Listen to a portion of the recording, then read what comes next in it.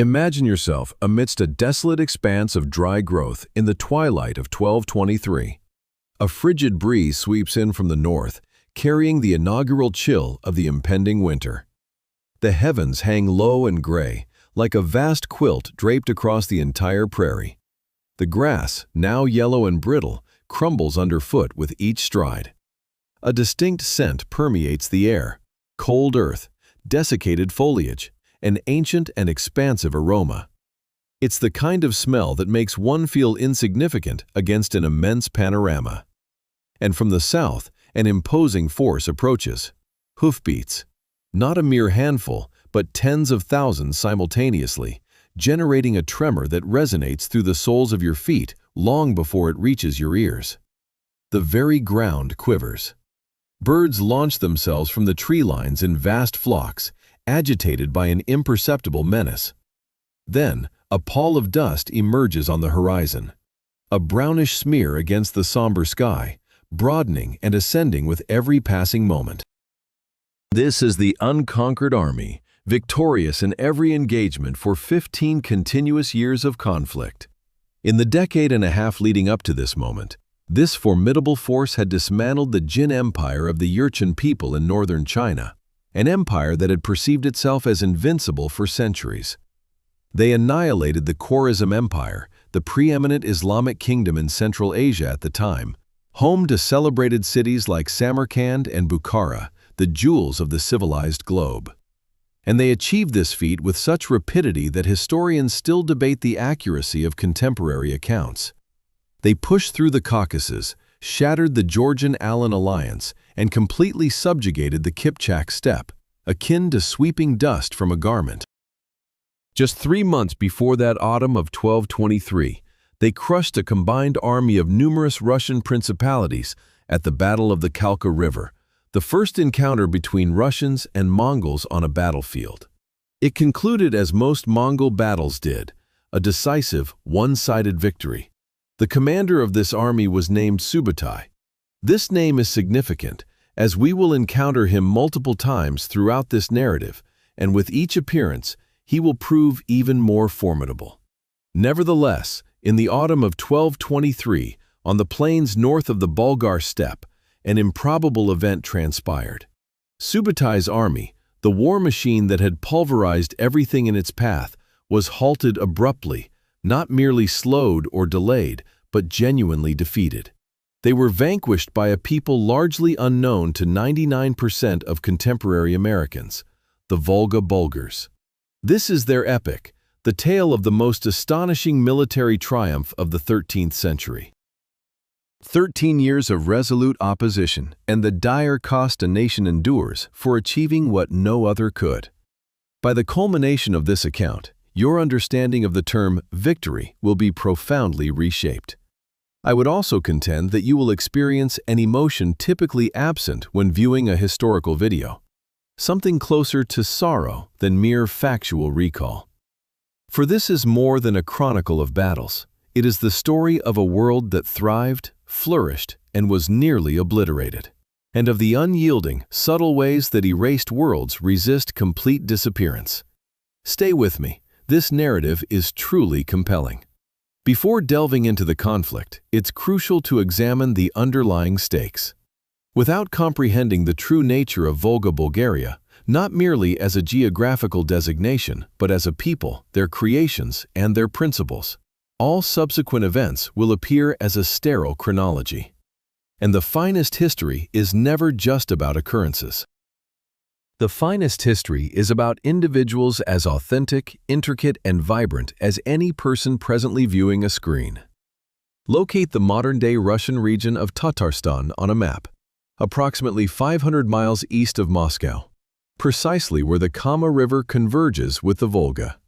This area represents a unique geographical nexus. To the south lies the boundless steppe, the domain of nomadic horsemen. To the north, the dense, frozen taiga forest, home to hunter-gatherer societies. To the west, the progressively powerful and land-hungry Russian principalities. And precisely at this intersection, confined between steppe and forest, between the nomadic and settled worlds, Volga Bulgaria had existed for centuries. Not from a lack of alternatives, but because this specific location was the most strategically advantageous position any merchant could envision. Consider it thus: if medieval Eurasia were a living organism, the Volga River would represent its aorta.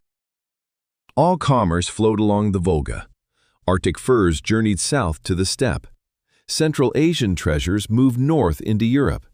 Islamic silver was exchanged for Viking slaves, and Chinese silk was bartered for Scandinavian honey. Volga Bulgaria commanded the most vital constriction point along this entire arterial route. Whoever held sway over that crucial point levied tolls on every passing commodity. And the Bulgars had commanded that position for centuries, exhibiting a commercial expertise that their neighbors consistently underestimated.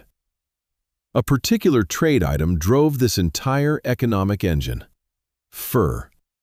While that might seem insignificant in the 21st century with widespread faux fur and central heating, in the 10th, 11th, and 12th centuries, the dense, exquisitely shimmering black sable pelts from Siberia stood as the premier luxury commodity across the civilized world.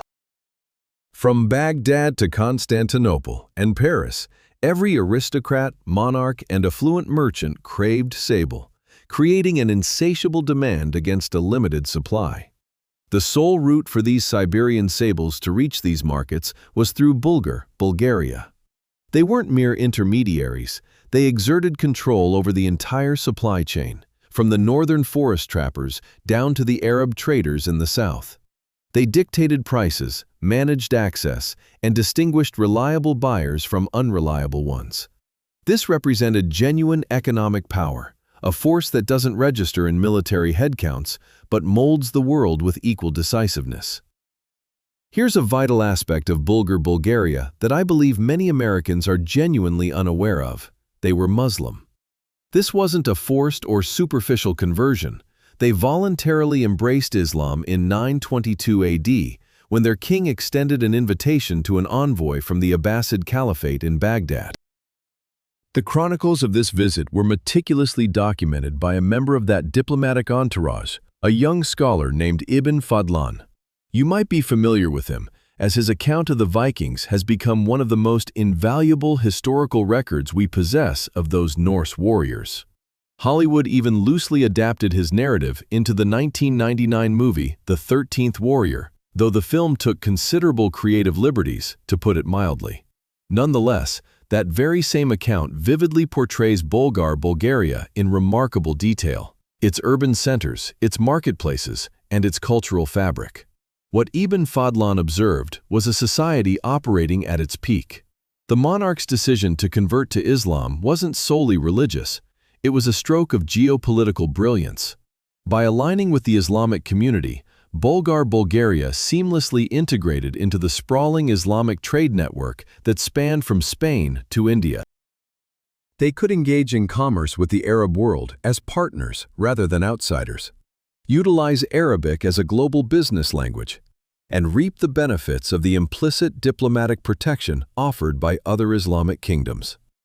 This transformation allowed them to draw in scholars, physicians, architects, and engineers from the wider Islamic world, who otherwise would have had no cause to journey to a cold, forested region at the fringes of the known world. This illustrates how a modest nation on the periphery can transform itself into a central hub of influence. By the 12th century, Belar, the capital city of Bulgaria, had grown into one of the largest cities on the planet. I am not exaggerating.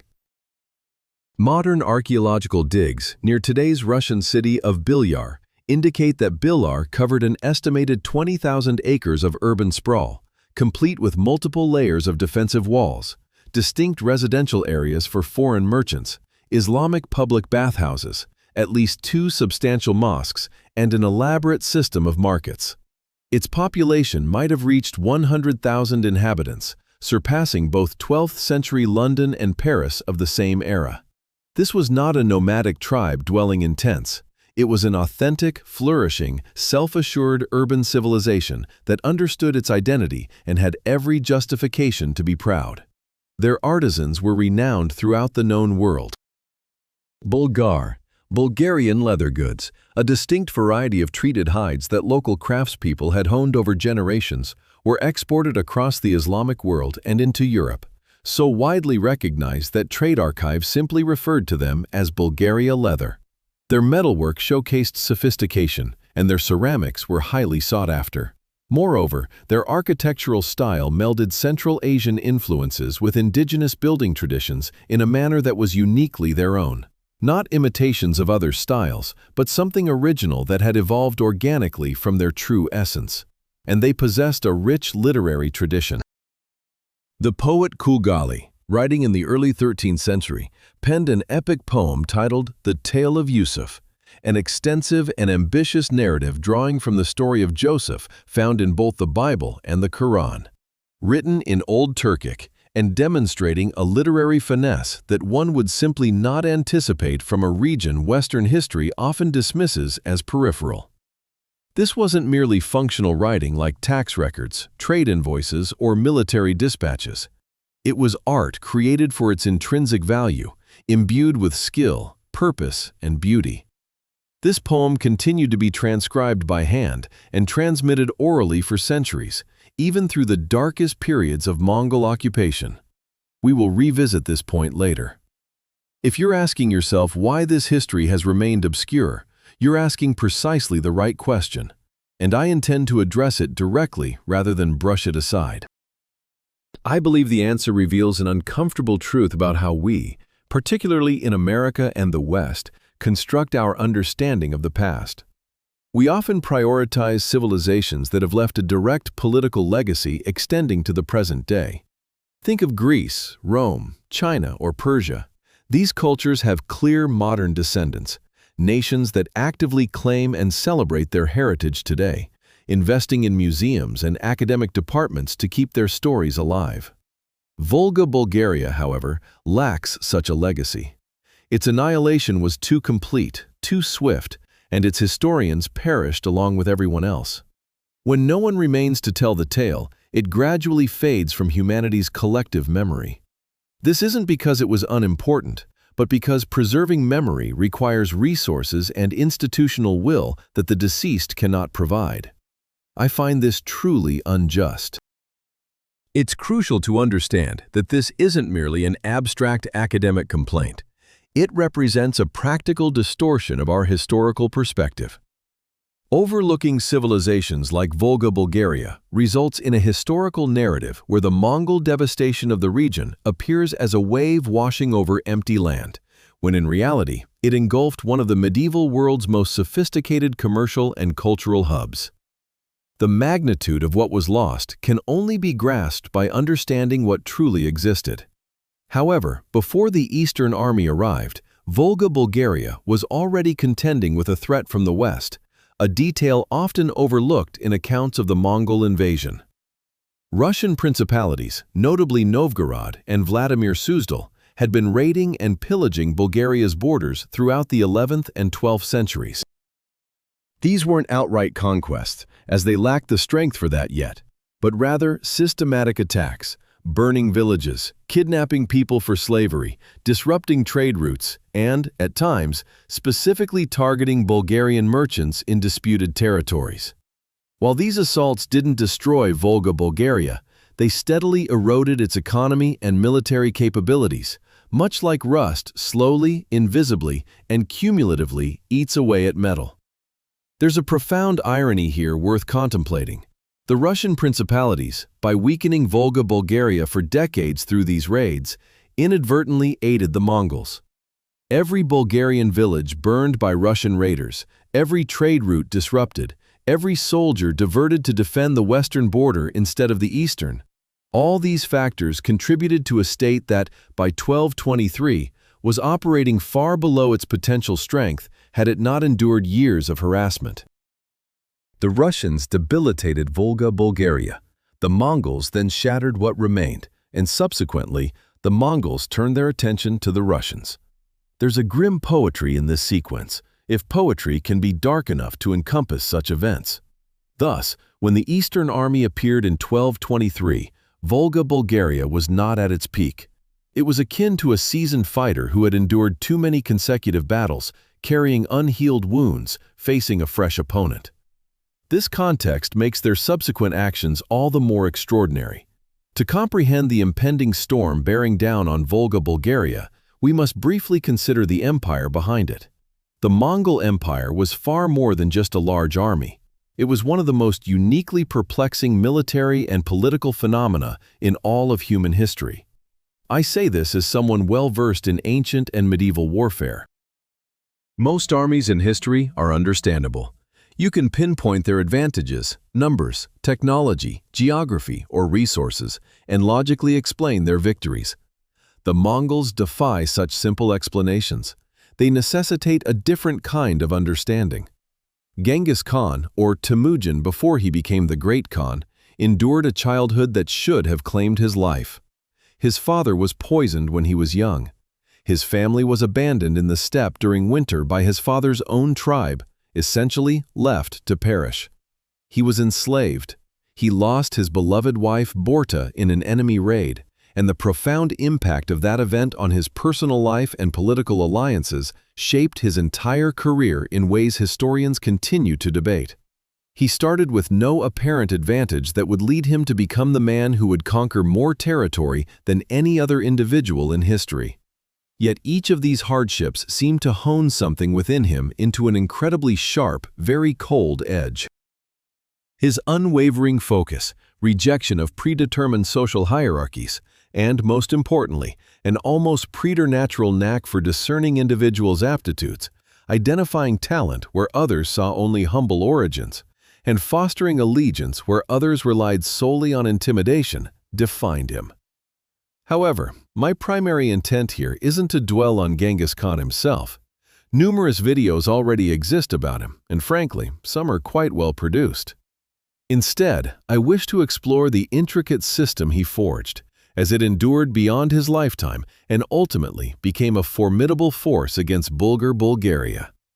The innovative Mongols meticulously crafted, and I use that word advisedly, a war methodology based on three foundational principles that prior to their era, no other group had combined with such overwhelming efficacy and consistency. The initial cornerstone was intelligence gathering. Before embarking on any significant campaign, the Mongols dispatched scouts and traders years, sometimes even 5 years in advance. These operatives meticulously charted landscapes, cataloged population centers and provisions, pinpointed internal divisions within target states, monitored potential alliances forming against them, and even disseminated misinformation to hinder coordination among rival factions. By the time the Mongols actually launched an assault, they were never venturing into uncharted territory. Their understanding of their adversaries consistently surpassed their enemies' self-knowledge. In contemporary terms, this would be a fusion of signals intelligence and human intelligence. Remarkably, the Mongols executed this in the 13th century, using leather pouches and merchant disguises. The second pillar was unmatched speed. Mongol cavalry units could traverse 60 miles daily, a velocity 3 to 4 times greater than any contemporary military force. This wasn't mystical or a mere fluke of horsemanship. It was the product of ingenious logistics centered on a straightforward concept. Each Mongol warrior maintained a rotation of 3 to 5 horses, allowing the primary mount to recuperate while the warrior swapped animals and maintained relentless forward progress. Often, by the time an opponent surmised the Mongols were still a 3-day journey away, their forces were already at the city gates. This advantage in celerity didn't just secure individual battles, it determined entire campaigns by enabling the Mongols to assault multiple objectives in such rapid succession that no one had sufficient time to reinforce the subsequent target before it too fell under siege. The third pillar involved psychological warfare, a tactic I believe is most frequently undervalued due to its deceptive simplicity. The Mongols acutely grasped that defiance incurred casualties on both sides, and such losses were a finite resource. A city that capitulated voluntarily did not need to be razed. It could be subjected to taxation, exploited for resources, and absorbed into their dominion. Consequently, they deliberately cultivated a specific reputation. Settlements that surrendered promptly and unconditionally were permitted to survive, engage in trade, retain their local authorities, preserve their religious practices, and keep the majority of their possessions. Conversely, cities that resisted were utterly obliterated, every living being within them indiscriminately slaughtered, without exception or negotiation. The Mongols then ensured this intelligence preceded them, encouraging survivors to relay the message. Thus, many cities, upon sighting that telltale dust cloud on the horizon, simply threw open their gates without offering any resistance. This stands as arguably the most efficient military strategy in human history, compelling your foe to self-destruct before you even arrive. Now we turn to Subutai, whom I personally consider the preeminent military commander in all human history, solely based on his demonstrable achievements. I acknowledge this is a bold assertion, and I'm ready to substantiate it. Feel free to comment below if you disagree. Name who you'd rank higher and present your argument. I genuinely relish such debates. Subutai wasn't even entirely of Mongol origin. He hailed from the Urankai people, ironworkers who lived in the taiga forests rather than the vast steppes. Not nobility of the steppe, and certainly not part of the martial aristocracy that formed the early foundation of Genghis Khan's support. He commenced his service to Genghis Khan while still practically a teenager, initially in a role more akin to a household attendant than a military officer. Yet he absorbed, observed, and learned everything.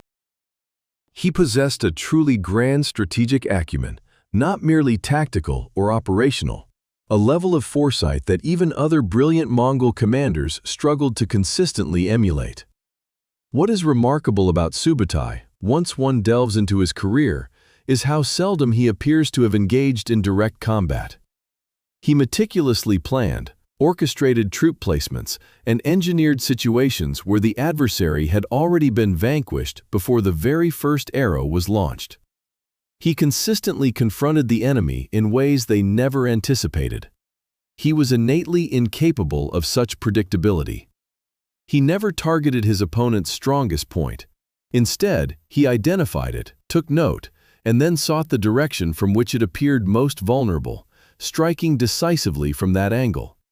He then leveraged the enemy's own reaction to his initial blow to carve out the pathway for the decisive finishing maneuver. Across more than 60 years of command, he directed over 65 major military engagements and suffered precisely 0 defeats. This unparalleled record belongs uniquely to him in the annals of warfare. Napoleon, despite his loss at Waterloo, Alexander the Great, who faced near disaster at Gaugamela, and Julius Caesar, frequently caught unawares, all pale in comparison. This unmatched record stood until the fall of 1223. The military operation Subutai was orchestrating at this juncture stands as one of history's most audacious campaigns. He and his fellow commander Gibi had led a contingent of roughly 20,000 to 30,000 cavalry in an extensive reconnaissance circuit around the Caspian Sea. Their route involved heading south through Persia, veering north through Georgia and Armenia, breaching the Caucasus Mountains into the northern steppe, scattering the Kipchaks, and then pressing westward all the way to the Dnieper River to test Russian defenses. In total, they traversed over 3,000 miles in approximately 2 years. This was not an invasion, it was a vast intelligence-gathering mission. Its purpose was to map the terrain, evaluate enemy capabilities, and pinpoint vulnerabilities that a future full-scale invasion could exploit. Subutai was, in essence, crafting the strategic blueprint for the conquest of Eastern Europe. Following the May 1223 Battle of Khalkha, where the combined Russo-Kipchak forces were decisively crushed, an engagement the Russians would lament and analyze for generations, Subutai and Jebe turned homeward, heading east. Their return journey led them through the territory of the Volga Bulgars. To Subutai, this was simply the final, manageable segment of their mission before they reported back to Genghis Khan. The plan was straightforward: acquire provisions, make an impression on the locals, demonstrate Mongol power, and then continue their eastward trek. Quick, clean, and done. That was Subutai's expectation. However, Volga Bulgaria possessed a commercial intelligence network that predated the Mongol Empire. Their merchants operated extensively, from Baghdad to Novgorod, from Urgench to the Baltic ports. These traders gathered information, and their reports reached King Abdullah Chelber of Volga Bulgaria, who acted upon them. He was well aware of Subutai's identity, the army's past movements, and its devastating actions against the Khwarezmian Empire, the Georgians, and the Russians. Consequently, he initiated preparations long before Mongol hooves ever neared his southern frontier. Subutai was on the verge of receiving an unforgettable lesson. It's crucial to pay close attention here, as this represents one of the most compelling, yet overlooked military encounters of the entire 13th century. I must also be transparent regarding the available sources, as intellectual integrity supersedes a polished narrative. The sole complete primary source that survives for this battle is a brief excerpt from the Arab historian Ibn al-Athir, who penned his account in Mosul, Iraq, roughly 1,100 miles from the battle site. He learned of it through Islamic scholarly and merchant networks, likely months after the event, from individuals who themselves had heard it secondhand. While this presents a significant historical limitation, it also, paradoxically, enhances the story's allure. We know that an extraordinary event transpired, and we have a general understanding of its contours. To reconstruct the how, we must employ terrain analysis, military rationale, and later archaeological evidence. It is history as a form of investigative work, a pursuit I find more engaging than mere recitation. In late autumn 1223, Subutai and Jebi's forces advanced northward, tracing the steppe along the western bank of the Volga. They had traversed thousands of miles. Their horses were gaunt and worn, burning muscle for energy due to insufficient grazing. The men were profoundly fatigued, experiencing an exhaustion that transcended what a single night's rest could remedy, a deep weariness that accumulates over months of continuous travel and intermittent combat. The harsh onset of winter from the north, a Volga steppe winter, is not a minor inconvenience. It poses a grave threat to life, particularly for an army reliant on constant movement. Yet one more stretch remained before they could turn east and head for home, Volga Bulgarian territory. When the Mongol forward scouts rode into the southern border region, they reported something unusual. No border garrison, no civilians, no livestock grazing in the fields, and no food stored in the village granaries. The villages themselves were silent and deserted, as if everyone had departed in the dead of night. To the Mongol scouts, this sight was familiar. It suggested a civilian populace fleeing an army they feared, and an enemy force too apprehensive to defend the border. The path ahead seemed clear. Subutai recognized this pattern. He had frequently created it himself, using the illusion of retreat and abandonment to lure an overconfident adversary into an exposed chase. However, with the seasoned intuition of a man who had been active for decades, he also knew that the same pattern could signify something entirely different. It could mean a trap. It could mean an opponent who had meticulously studied Mongol tactics and was staking everything on using that knowledge against them. He grappled with that uncertainty, weighing his options carefully. However, the army's basic requirements for sustenance and forward movement, along with what was likely the accumulated momentum of a career defined by unwavering resolve, ultimately tipped the balance. He issued the command to advance. At this juncture, the terrain itself becomes a pivotal element of the narrative. The southern regions of Volga Bulgaria, particularly the vicinity of the Samara River Bend, which lends its name to this historical engagement, the Battle of Samara Bend, was far from the expansive steppes ideal for Mongol cavalry.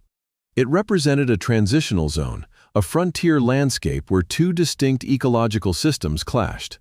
Approaching from the south, one would transition from open grasslands into progressively dense mixed woodlands, punctuated by riverside marshes and floodplains, where the ground became soft and treacherous underfoot. The tracks winding through the trees were narrow, sometimes barely allowing two horses to pass abreast. In the autumn, following the late rains, these paths were slick with mud and fallen leaves.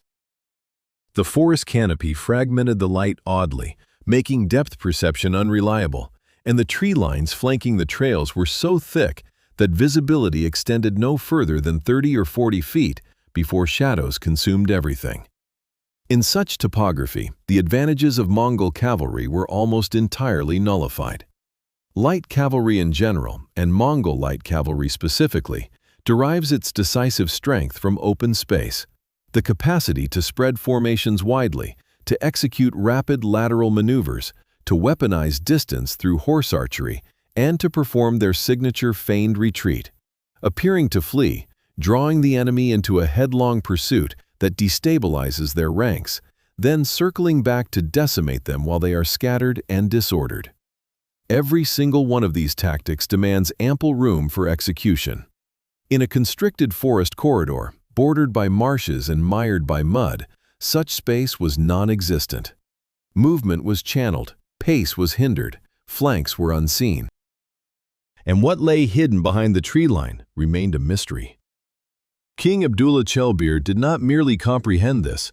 He had constructed his entire strategy around it. He harbored no illusions of winning a cavalry engagement against Subutai. No one ever did. Instead, he planned to win a battle of geometry, leveraging the land itself as his primary weapon, forcing Subutai to contend in an environment where his customary tools were rendered useless.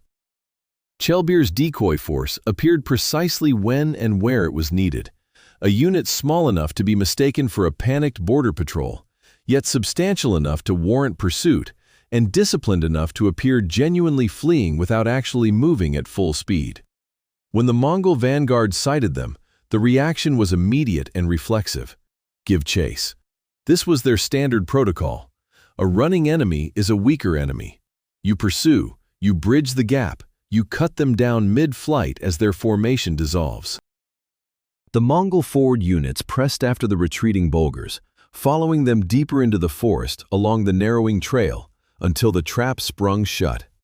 Simultaneously, arrows began to rain down from both flanks, emerging from the tree lines. From the rear, Bulgarian infantry and allied forces sealed off the trail, blocking any escape back to open ground. From the north, the Mordvin warriors of chieftains Purez and Pergaz, indigenous peoples intimately familiar with these forests, knowing every game trail, hollow, and creek crossing for miles around, thwarted any possibility of reinforcement from the main Mongol body. And from directly ahead, King Chelbir's primary force materialized, not as men in disarray, but as a disciplined, prepared front.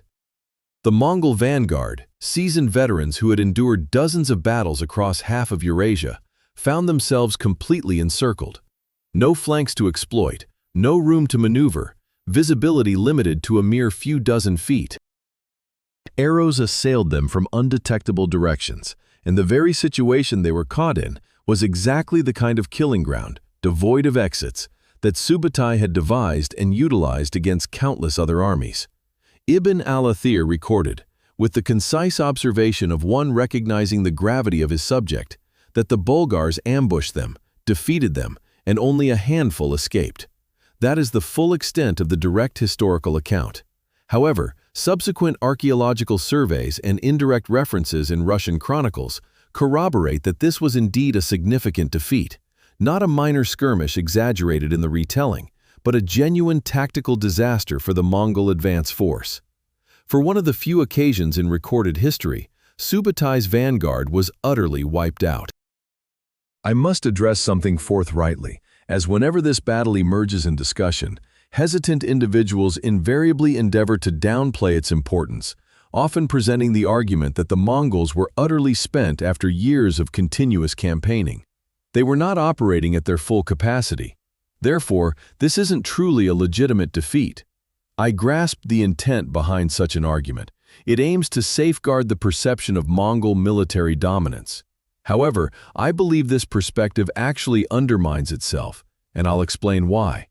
The fundamental premise of Mongol warfare was predicated on precisely such circumstances. Mongol legions habitually operated at the terminus of extended supply chains, far from their homeland, with fatigued horses and diminished troops. This was their standard operating procedure, not an anomaly. Numerous times, the Mongols had triumphed over well-rested, amply supplied, and numerically superior forces, even when in that precise condition. So, when someone suggests their weariness explains the loss, they're merely rephrasing the initial query. Why did exhaustion matter here when it never seemed to elsewhere? The answer lies in Chelba's meticulous preparation, astute intelligence gathering, strategic terrain selection, and flawless execution. The Volga Bulgars earned this victory definitively. Subutai's reaction to his vanguard's destruction is also quite telling. He refrained from an immediate counterattack, which would have led more soldiers into the very ambush that had just decimated his advance unit. Instead, he paused. He dispassionately evaluated the situation, acknowledging the stark reality of what had just transpired. Following this, he gave the command to divert eastward, completely bypassing the Bulgarian heartland and choosing an alternate route for the return journey. The Mongols proceeded without assaulting Bilyar or any significant Bulgarian cities. Tactically, this was the correct decision, but it was also something more profound, an unprecedented instance in Subutai's career, a retreat compelled by an adversary. News of the Battle of Samara Bend rapidly disseminated across the Islamic world's merchant and scholarly networks. The consistent narrative, wherever it spread, was that the scourge of God had been halted. Someone had confronted the seemingly invincible army and made it falter. That someone was the Bulgars on the Volga. This news sparked a reaction rarely seen during the Mongol campaigns before. Not just fear, but a nascent sense of hope. Yet, back in Subutai's encampment, as the army traversed eastward through the nascent winter steppe, a more subtle process was unfolding. He was meticulously cataloging, scrutinizing, and pinpointing every variable that had gone awry and every flawed assumption he had made. He was already contemplating what a future return would entail, not as a weary scout, but as the concentrated might of the Mongol Empire addressing a singular specific problem that demanded a definitive solution. He would not forget. In historical narratives, we often highlight pivotal moments, the battle that altered everything, the empire's collapse, the decisive instant when destiny shifted. These moments lend themselves to straightforward stories, complete with clear before and after scenarios, and simple cause and effect relationships that fit neatly on a timeline. Yet, between these dramatic junctures lies a period history often underrepresents, though it offers a more honest portrayal of what war and survival truly feel like.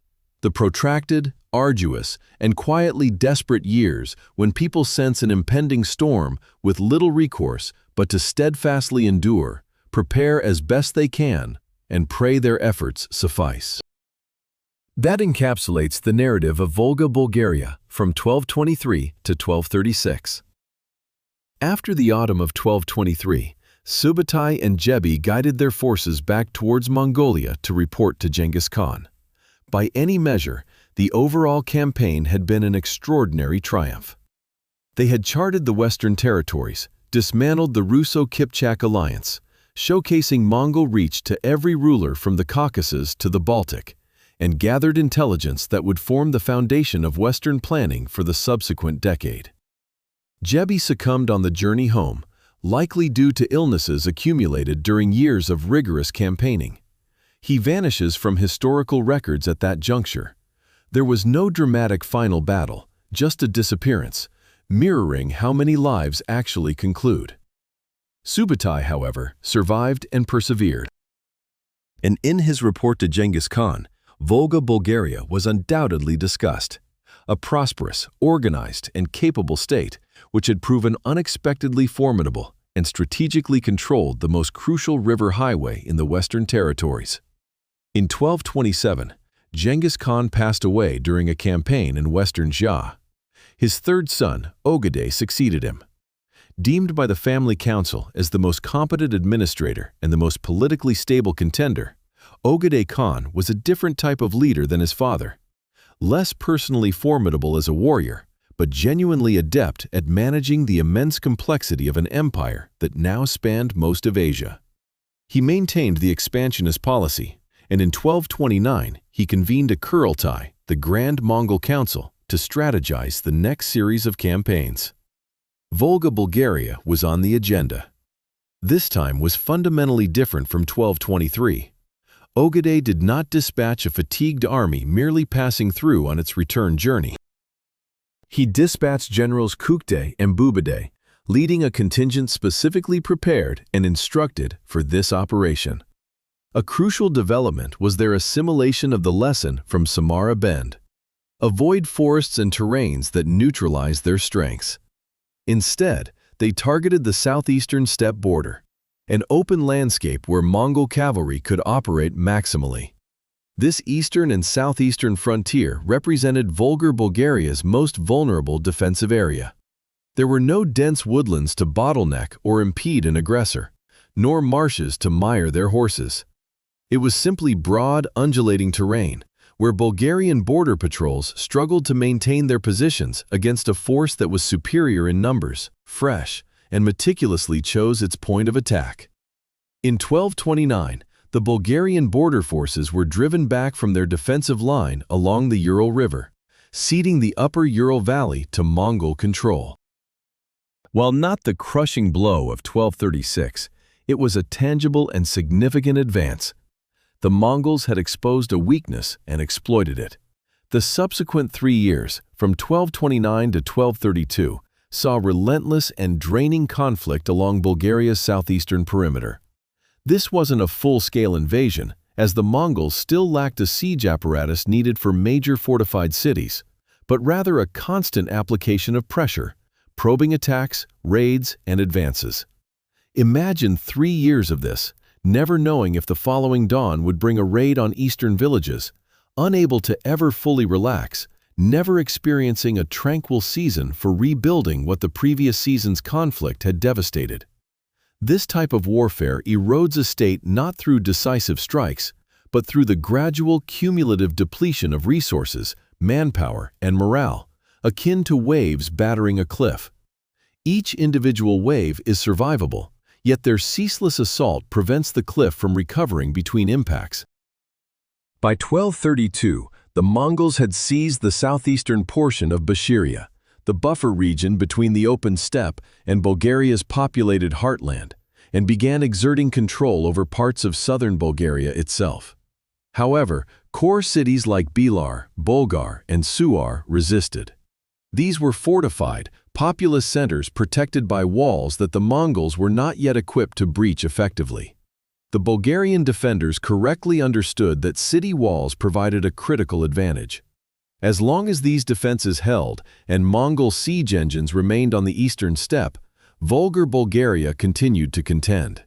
Meanwhile, within the country during these years, the situation was far more intricate than a straightforward narrative of unified resistance would suggest.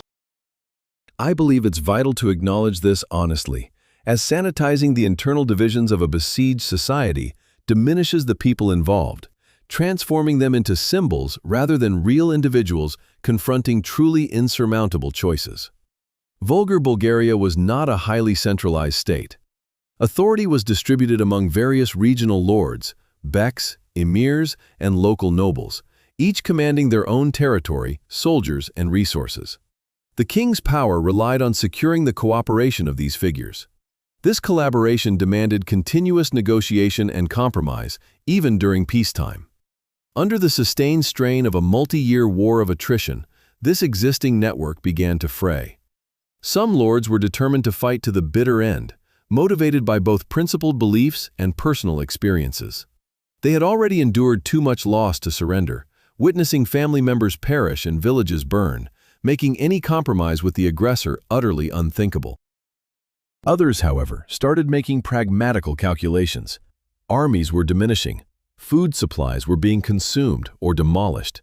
Most disturbingly, no cavalry force on earth was riding to Bulgaria's rescue. The Russians were not coming. The Kipchaks were largely under Mongol command. There were no allies. For these lords, the question wasn't about whether to resist, but whether continued resistance genuinely served the people under their protection, or if a negotiated surrender, however grim, might preserve more lives than a fight to the last person. This debate isn't an indicator of weakness or cowardice. It signifies individuals honestly and earnestly grappling with a predicament offering no good solutions.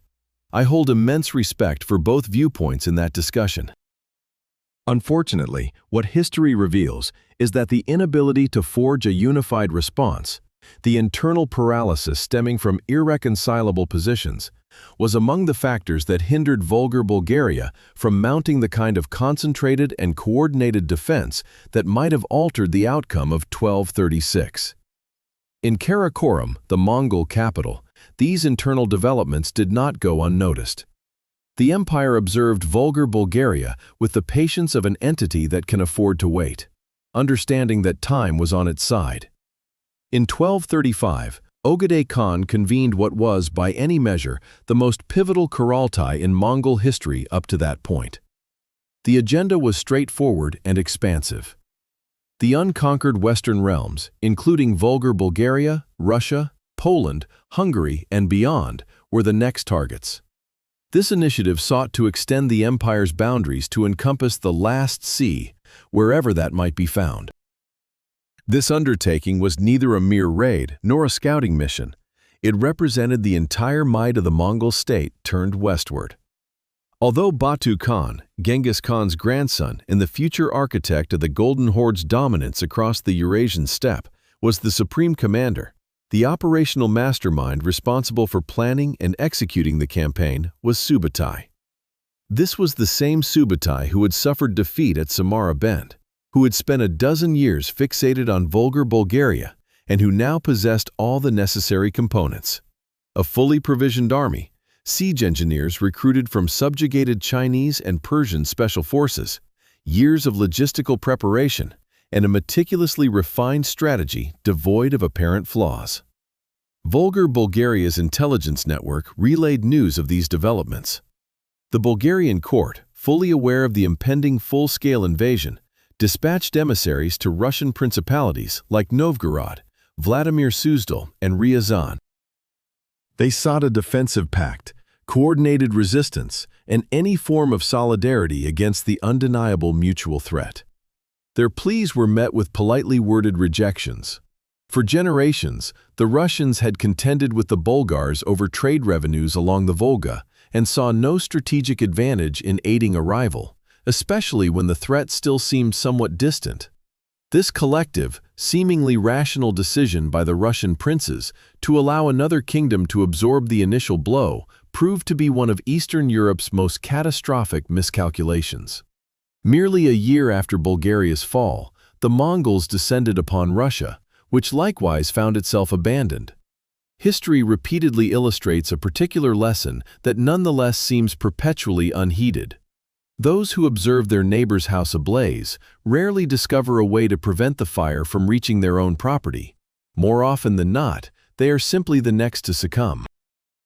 With the summer of 1236 approaching, the dust raised by hundreds of thousands of hooves began to appear on the eastern horizon. I must be candid with you. This specific segment of the entire narrative was the most challenging for me to construct.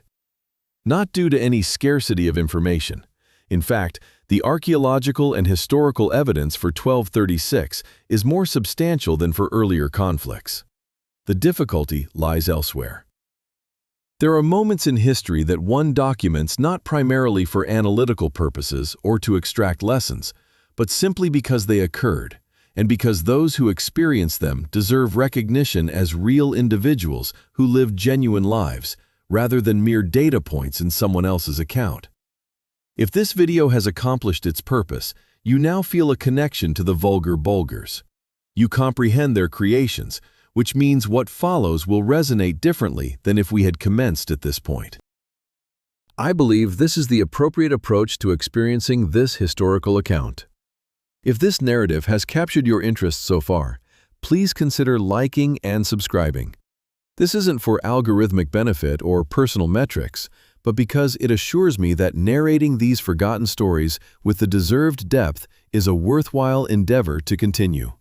The Laurentian Chronicle, one of Russia's most venerable extant documents, meticulously hand-copied in 1377 from original 13th century sources, records, with a concise and functional style, that in the year 6744, according to the Byzantine calendar, corresponding to 1236 AD, the Tatars, led by Batu, began their conquest of Volga Bulgaria. 3 words: began their conquest.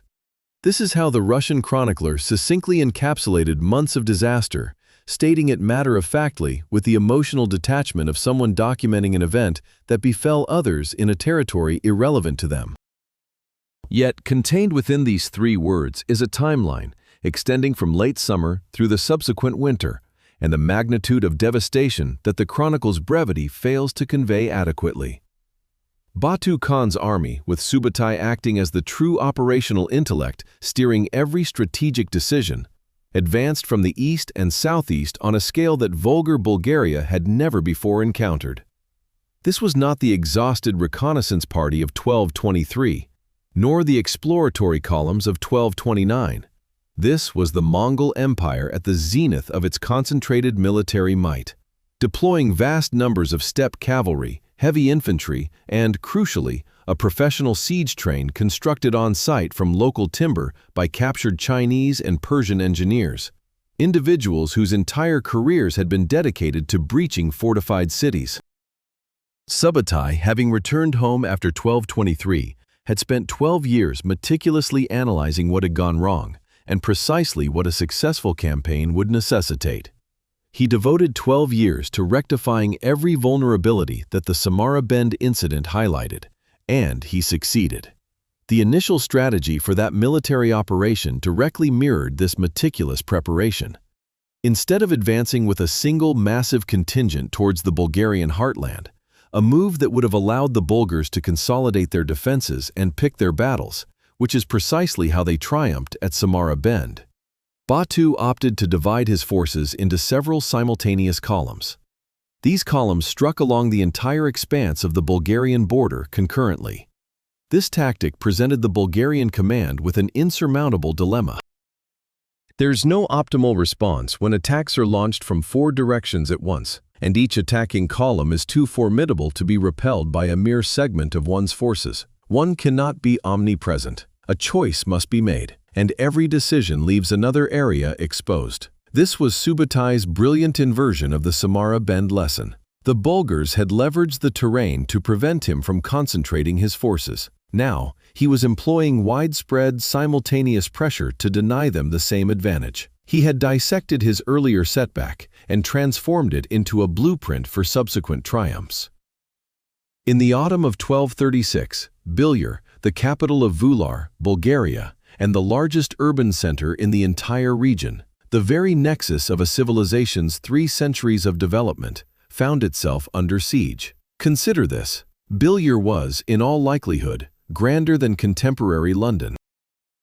Behind its successive rings of fortifications dwelled tens of thousands of individuals who, that morning, had awakened as residents of one of the medieval world's paramount cities. Merchants meticulously tallying inventories in their stalls, scholars diligently copying manuscripts in the library, artisans at their benches crafting goods passed down by their fathers, children frolicking in the streets, families gathering for meals.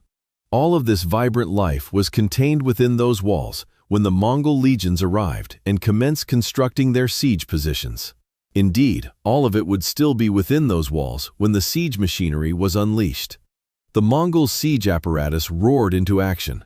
Trebuchets and mangonels, constructed from the surrounding forests by engineers seasoned in countless such operations, began relentlessly hurling boulders at the fortifications, day and night. Interspersed with the massive stones came clay vessels filled with naphtha, the petroleum-based incendiary weapon introduced to the Mongol arsenal by Persian engineers. These pots shattered upon impact, unleashing fires that water struggled to extinguish. The walls endured this relentless assault day after day. Inside, the Bulgarian defenders steadfastly held their ground, awaiting reinforcements that would never materialize. And because no reinforcements were coming, there was no relief army assembling to the west. No allied force was marching to break the siege. There was only the existing garrison, the walls, and the relentless march of time. When the ramparts at last crumbled and the Mongols surged through the breach, the events that unfolded within Bilyar adhered to the established Mongol policy of systematic annihilation. The archaeological evidence concretizes this reality in a way that mere historical accounts sometimes cannot. Modern excavations at the Bilyar site unveil a destruction layer dating from 1236 that is uniformly spread across the entire urban footprint. This is not the scattered, uneven destruction characteristic of an accidental blaze or localized skirmishes, but rather a pervasive blanket of ash and char, indicative of fires intentionally ignited at multiple points throughout the whole city. Within this destruction layer, researchers have unearthed human remains, men, women, and children, found in postures inconsistent with burial, strewn as if people fell where they were struck and remained there. They discovered partially incinerated manuscript fragments, signifying the former existence of a library. Craftsmen's tools were found abandoned mid-task. Coins, gold and silver, still lay embedded in the soil, a particularly telling detail, as individuals typically bury their valuables when they have time to conceal them. Coins left on the ground imply an utter lack of time. Everything concluded far more swiftly than anyone could have anticipated. This is the tangible remnant of a civilization brought to an abrupt halt. Following Bilyar, Bulgar, the significant trading city on the Vular, second only to Bilyar in importance, the hub where the fur trade intersected with Islamic merchant networks in an annual commercial cycle that had persisted for generations, also fell. Then Suar succumbed, followed by Kukatar. With each of these names came dozens of smaller cities, towns, villages, and trading outposts dispersed along the Kama and Vular river systems. Each held its own narrative of brief, feudal defiance, then silence. These are stories that history no longer possesses the means to recount, for the people who could have told them were gone. A handful of settlements yielded before the attack commenced, opening their entryways as soon as the Mongol columns made an appearance. Occasionally, this approach proved successful. The Mongols exhibited genuine practicality in sparing subjugated populations, recognizing that a living populace yields tax revenues, while a deceased one does not. Yet for most regions that had resisted in any measure, even merely by keeping gates shut while awaiting directives, the standard procedure was implemented without modification. The inhabitants of Volga Bulgaria during those months encountered three fates. The first contingent engaged in combat and perished within their fortifications. These individuals, whose names are now unknown and whose personal narratives are lost, were nevertheless real people defending their homes with the only means available to them. The second group was captured and enslaved. This specifically included skilled blacksmiths, potters, goldsmiths, architects, physicians, scholars, and musicians. These individuals possessed value as productive laborers for the expanding empire, and Mongol policy explicitly mandated the preservation and relocation of skilled workers. They were compelled to march south to Sarai and other cities under construction for the Golden Horde. They endured, they toiled, but they never returned home. And the essence they carried within them, their knowledge, techniques, and the traditions of their craft, now served the empire that had obliterated their origins. The third contingent escaped northward into the wilderness, into terrain where Mongol cavalry could not effectively operate during a northern winter. These people carried with them everything that could not be incinerated or confiscated: their language, memories, music, narratives, faith, and identity. These refugees, ensconced in the northern forest, embodied the continuation of Volga Bulgaria. They served as the conduit through which a civilization, seemingly destroyed, would quietly and gradually persist. Historians estimate that the overall demographic decline of Volga Bulgaria's population surpassed 80% by 1237, encompassing the deceased, the enslaved, and the permanently displaced. 80%. To contextualize this with the contemporary United States, it equates to over 260 million people vanishing within a 6-month period. This stands as one of the most severe demographic catastrophes in the entire span of the medieval world, in an era not lacking in such calamities. And it befell a people who were, in every significant aspect, a sophisticated, educated, and commercially thriving civilization at the pinnacle of its capabilities. By the close of 1236, Batu Khan established garrisons to secure the newly acquired territory and pressed on with his westward advance. The subsequent objective was Russia, and the Mongol invasion of Russia, which commenced in December 1237, has been widely documented and taught in educational institutions, unlike the preceding Volga Bulgarian catastrophe, which is seldom highlighted. The irony is pronounced.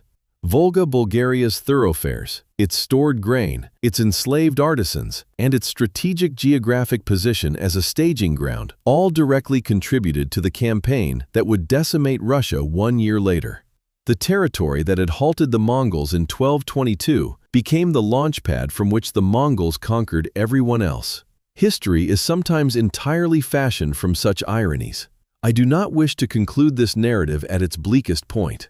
Not because I seek to diminish the gravity of what transpired, I do not. And I believe that sanitizing historical atrocities constitutes its own form of disrespect to those who endured them. Rather, it is because the story genuinely does not conclude in 1236, and to stop there would be to commit a sin of omission regarding some of the most remarkable aspects of what the Volga Bulgars actually achieved. In 1237, as Batu's main forces pushed west into Russia, the occupation army left behind in Volga Bulgarian territory was widely dispersed across a vast region. And in the northern forests, in the surviving villages nestled in the interior, among the people who had fled, concealed themselves, and waited, a resurgence was taking shape. The remaining nobility, the warriors who had escaped, and ordinary individuals who had determined that submission was not equivalent to acceptance, began to reconnect. They initiated planning. Rebellions erupted at numerous locations throughout the former Bulgarian lands.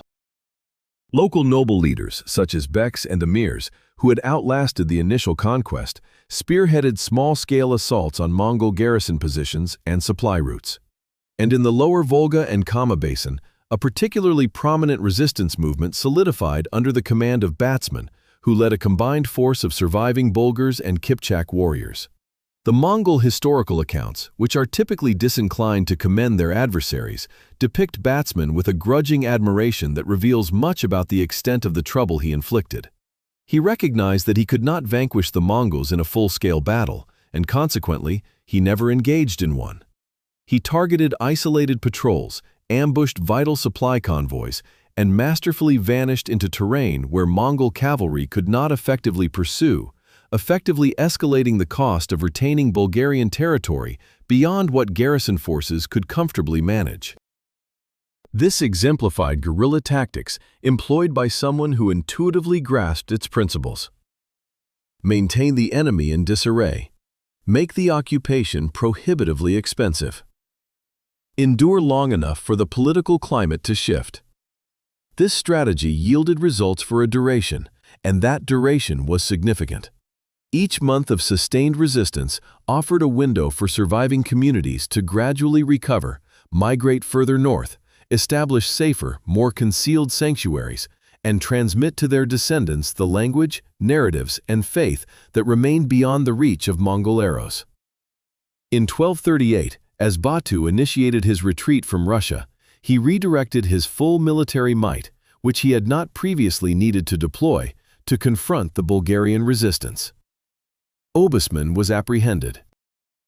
Historical accounts hint at a possible betrayal within his own network, though conclusive evidence is lacking, and he was executed in a manner reserved by the Mongols for adversaries they deemed truly formidable, killed without shedding blood, signifying his spine was broken. In Mongol belief, the soul resided in the blood, and avoiding its spill was a gesture of profound respect for a potent foe. Whether Batsman was aware of or cared for this symbolism remains unknown.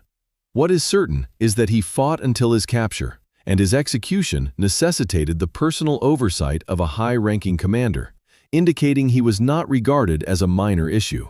With organized armed resistance quelled, Evular Bulgaria was formally absorbed into the Golden Horde, the Mongol successor state that would govern the Eurasian steppe from Siberia to the Danube for the ensuing 2.5 centuries. The cities were gradually reconstructed. Bulgar, in particular, was revitalized as a significant commercial and administrative hub of the Golden Horde. The Mongols required functional cities to operate a functioning empire, and Bulgarian artisans and merchants proved genuinely invaluable to this endeavor. Over time, a recognizable urban commercial existence re-emerged along the Volga Bend. However, what I find most extraordinary, and a detail rarely highlighted in popular narratives of this history, is that the culture of Volga Bulgaria not only endured the conquest but, slowly and without any official initiative or declaration, began to assimilate its conquerors. The Mongols who arrived in this region practiced Tengrism, the animistic sky worship of the steppe. The Kipchaks, who constituted the majority of the Golden Horde's subject population, held diverse beliefs. Yet the surviving Bulgarian Muslim communities, the Islamic scholars and clergy who persisted in their work in forested villages and rebuilt mosques, and the enduring commercial and cultural ties between the Volga region and the Islamic world, collectively exerted a tenacious gravitational pull. Over the initial decades of Golden Horde rule, conversion to Islam steadily spread among both the Mongol administrative elite and the Kipchak populace. By the early 14th century, the Golden Horde had become an Islamic state. This transformation occurred not through conquest nor by imperial decree, but through the cumulative persuasive force of a culture that refused to be erased. The subjugated had outlasted the conqueror's identity. Language followed a comparable trajectory. Old Bulgar merged with the Kipchak dialect of the new ruling class to form Old Tatar, which evolved into the literary and administrative language of the entire Golden Horde. This is the direct progenitor of modern Tatar, currently spoken by approximately 8 million individuals across Russia, Central Asia, and various diaspora communities globally. The non-Muslim Bulgarians who sought refuge in the northern forests preserved a different facet of the ancient language, intertwining it with the Mari language of the indigenous communities they cohabited with.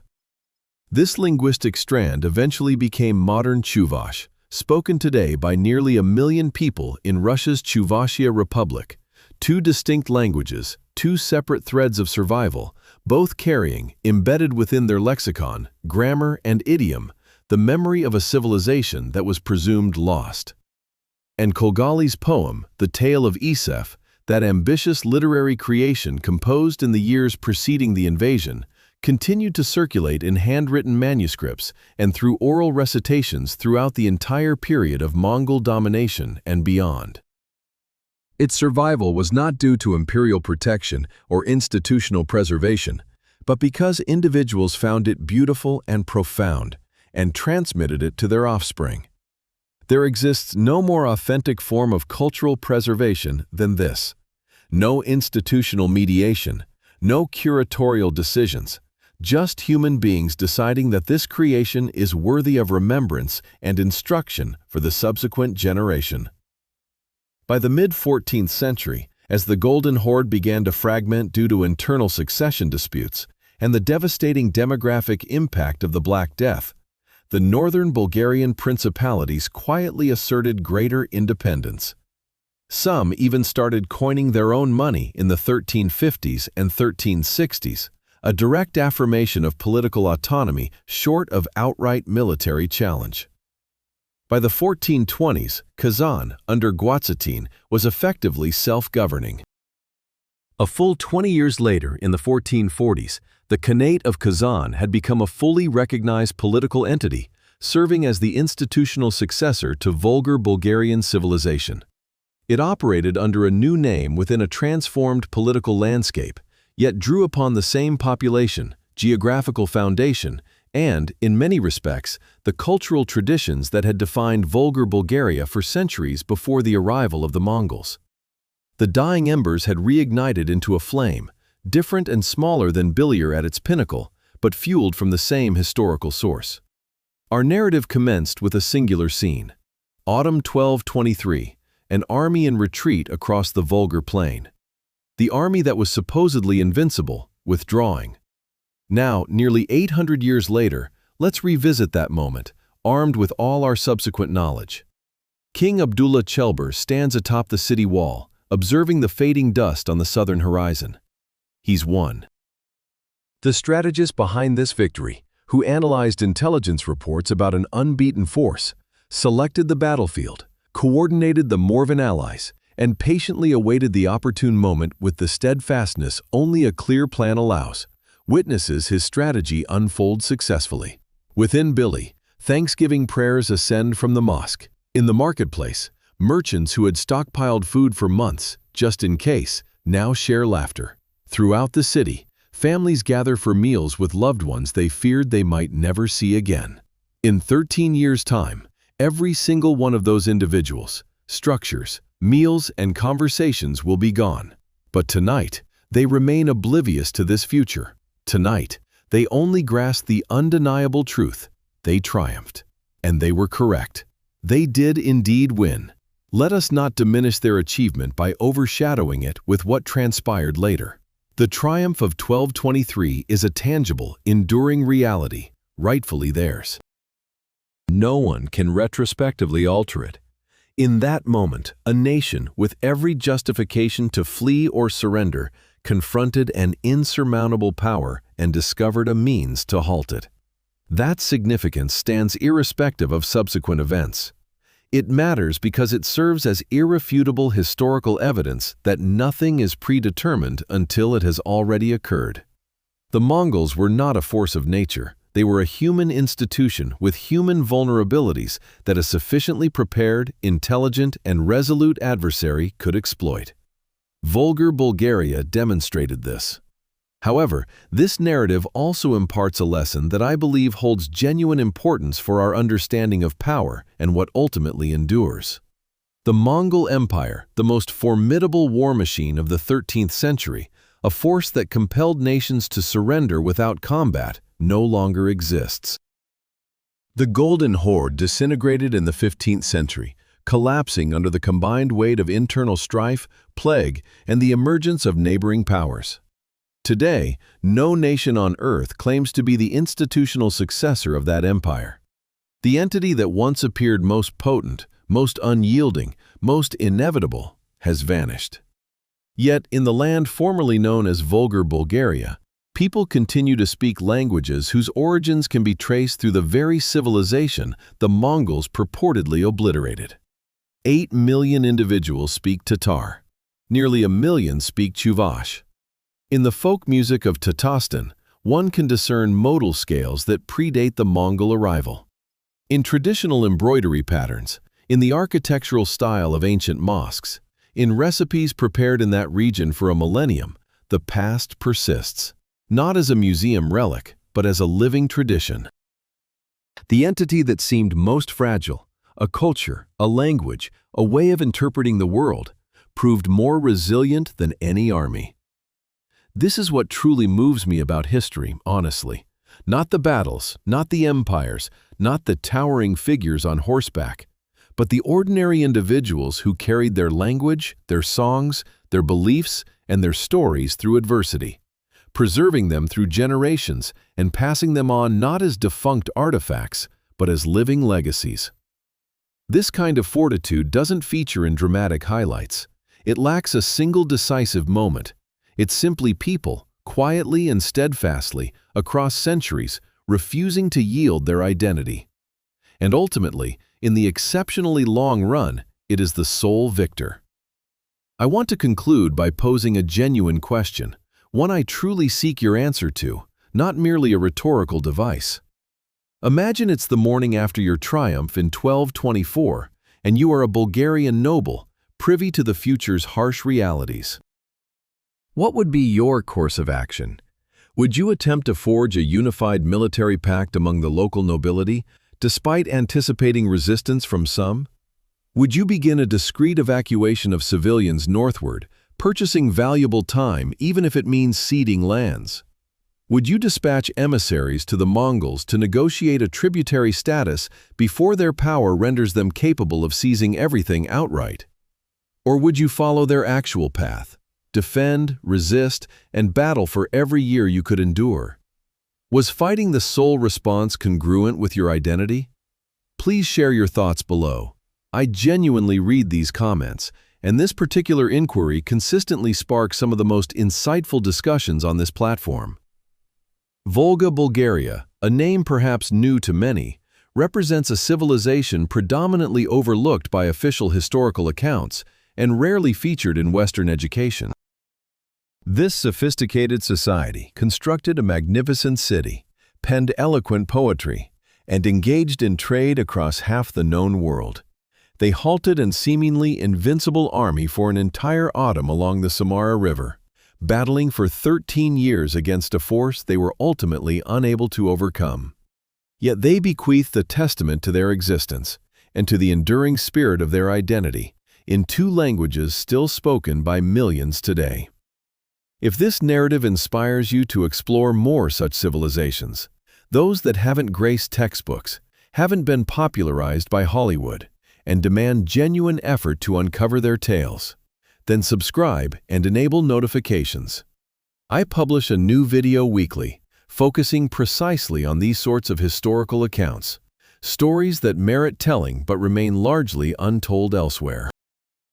If this video resonated with you, please share it with a fellow history enthusiast, not for viewership, but because Volga Bulgaria merits a far broader audience than it currently commands. After all, 800 years since their world ceased to be, the least we can do is ensure their legacy lives on.